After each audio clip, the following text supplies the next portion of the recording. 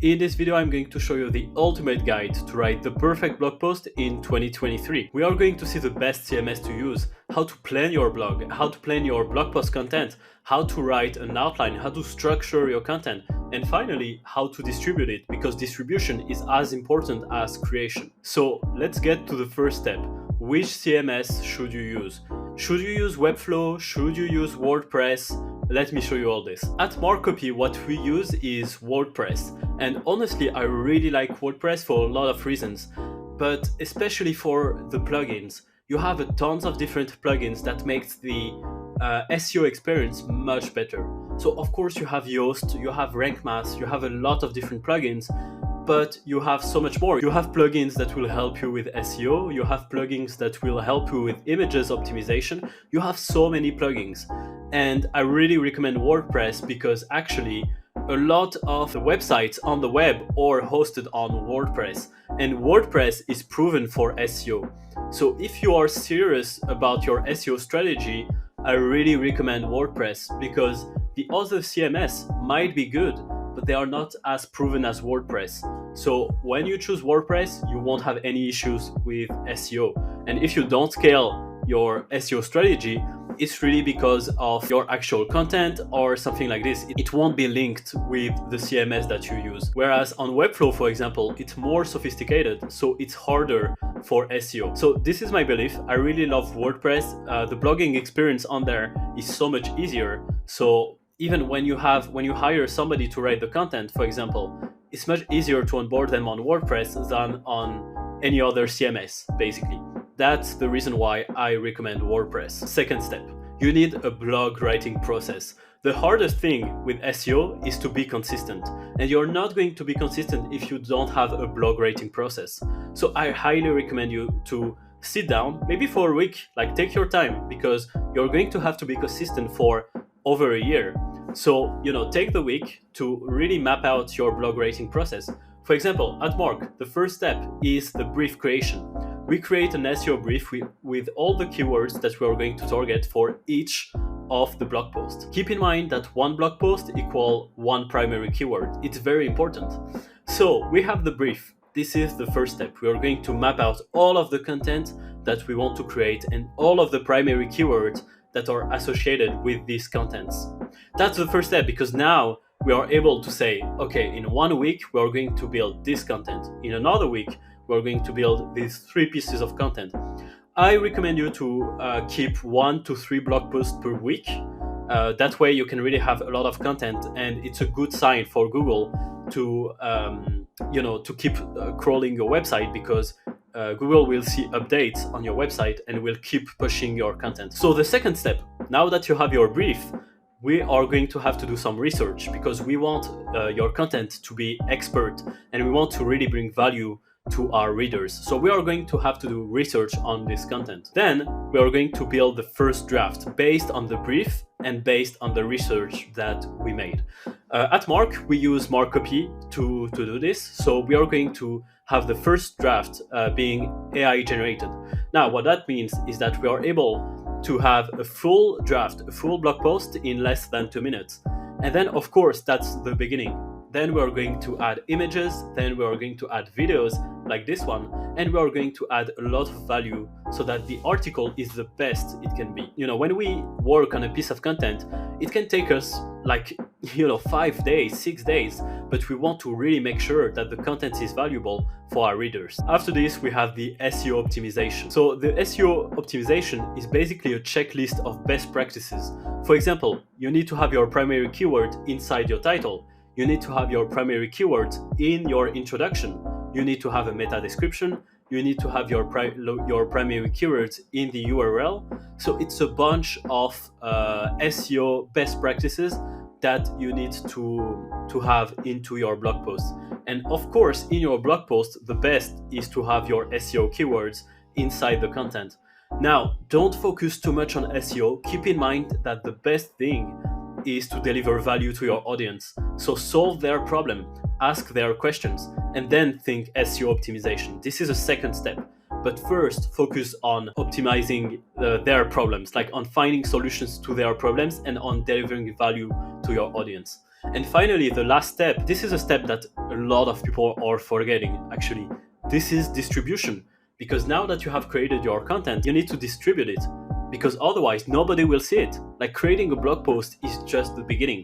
Then you need to distribute it on LinkedIn, on YouTube, on TikTok even. So one big piece of content, if you write a 10,000 words article, that big piece of content need to be at least 50 pieces of content and micro content around LinkedIn, around YouTube, TikTok, etc. So you need to find ways to distribute your content organically. That's very important. So step 3, now that you have your blog writing process and now that you have your CMS, what's important is to define the subjects that you're going to talk about. So what I recommend is to have 4 to 5 themes that you're going to talk about. And it needs to be themes that your company is expert on. So you need to write content within your expertise and you need to promote your messaging through that content. So what do you believe in? Make those themes and list all of the questions that your audience may be asking on all of these themes. All right? So you have 4 to 5 themes and then you have content inside each of these themes. And you plan your content. So in this week, we're going to do this content and this content. Then next week we're going to plan this content and this one. All right, so it really helps to know your expertise, like where will you be an authority basically, and then you have enough visibility to create content regularly, because consistency is by far the most important aspect of SEO. So now I really want to show you this infography of a blog post optimized for SEO. As you can see, the first thing that we have here is the H1. And the H1 is basically your title. The title needs to be optimized for SEO and marketing. Let me explain. It needs to be catchy because otherwise your audience won't even click on it. But at the same time, it needs to be optimized for SEO. It needs to include your primary keyword so that people can find it outside of your audience and you can bring traffic to your blog. But never forget about the marketing aspect, because otherwise people will never click on your content. And always make sure that your content is valuable to your offer. That's the most important. So take time to discuss with your customers, take time to discuss with your prospects and ask them which kind of content would you like to see? What's your top 10 problems that we can solve for you? And then write content around them. So it's, you're going to have a list of questions that your audience is asking you. And around those questions, you will really be able to create valuable content for your audience. Okay, then we have the introduction. As you can see, after the H1, we have the introduction. And the introduction is the most important thing to optimize for SEO. So make sure that your introduction is SEO optimized. It needs to include your primary keywords. It needs to include your secondary keywords. Really make sure that you have a lot of your keywords in there. But again, never forget that real humans are reading your content. So you need to make sure that the content is easy to read. Don't do keyword stuffing, where you put a lot of keywords inside your introduction. You want your content to be really smooth and to include your primary keywords. All right, but the introduction is by far the most important because that's what Google is going to look first. So you need your introduction to be SEO optimized. Then we have the blog post outline. So the blog post outline, first of all, how to build a great blog post outline. Well, there will be a lot of content in the description, so make sure that you check it. And I'm going to show you how to find your blog post outline. At Mark, what we do is we use AI to generate a first draft of blog post outline. And then we see on Google on the first page which content is already ranking, and we check their blog post outline. Because if Google is liking that content and promoting it on the first page, then it definitely means that they are doing something right and that we want to take some outlines and take them as an inspiration.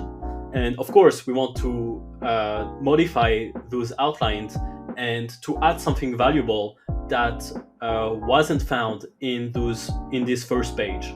So we want to go further than our competition. We want to add more content. We want to add more value.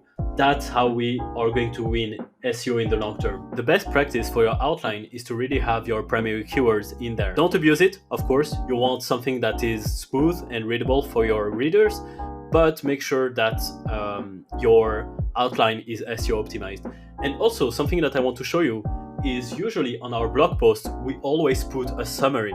And this summary is very cool, especially for Google.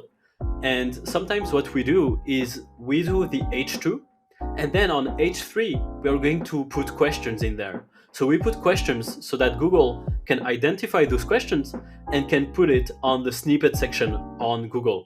This is known as the position 0 because it's the first thing that the people will see and it will answer their question. So the position 0 is very valuable. Inside each of these H2, we are going to have paragraphs explaining this section. Don't hesitate to have H3 to structure even more. All right, it's very important to have a structured blog post article so that people can even find what's valuable in their content. You know, it's when people are going through your content, they aren't going to read everything. Maybe they will be interested in the last section. So that's why it's very important to have a summary at the beginning of your blog post. And finally, at the end, we have a call to action, as you can see. The call to action is very important because we want them to do a second step. So what I recommend here is to have a lead magnet, and your lead magnet can be, it can be a checklist, it can be template, it can be check out our best practices. And with this call to action, you're going to have plenty of emails and you can make sure to retarget them to promote more content to them. Okay guys, so now that we have all of this, I'm going to give you best practices so that you can really scale your SEO strategy. The first thing is to focus on the right keyword. For example, don't go for competitive keywords right away because you are going to be discouraged. Keep in mind that a lot of competitors are targeting the same keywords as you, and usually they are there for a lot more years than you. So they had time to build their blog, they had time to increase their domain authority, they had time to really bring people to share their content. So of course, Google will see them as an authority and will promote their blog posts more than you.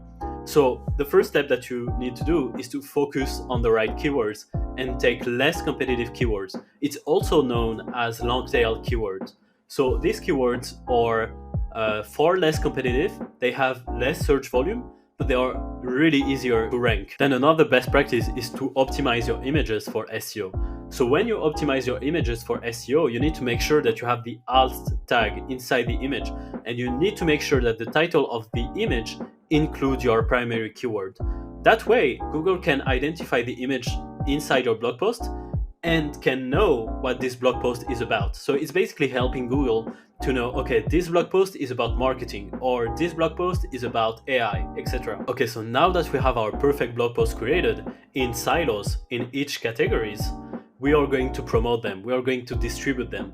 As I told you, the best strategy that you can use to grow all of this organically is a content repurposing strategy. So I can show you this image here where you start from a blog post, so a big peer content. It's a content that can be 5,000 to 10,000 words. But again, depending on the search intent of your users, sometimes you can make a short piece of content if it brings an answer directly, and sometimes you're going to have to do large piece of content like this one. When you have a big piece of content like this, and this content is a blog post, you can repurpose it to social media content, micro content. I like to call them micro content, and I like to think of the blog post being the macro content. So you have these micro content on social media. You can use LinkedIn, you can use Twitter, you can use TikTok, you can use YouTube also. Then you can also take this blog post and make it a podcast. You can take this blog post and make it a YouTube video like this one. You can find in the description the associated blog post of this video. All right, then you can make a newsletter. You can promote your blog post inside your newsletter with 3 or 4 emails. And again, as I told, you can also promote your blog post on YouTube. Okay, so this is how you distribute your content. One piece of content should be 50 pieces of micro content. This is real distribution, and this is how you're going to be visible online. So this is the end of the video, guys. Please put a thumbs up if you liked it and subscribe to this channel to see other content like this. Also, if you're struggling to write your blog post, you can start a 7-day free trial Markup, and you will see how fast it is to write blog posts using AI. So take care, and I will see you.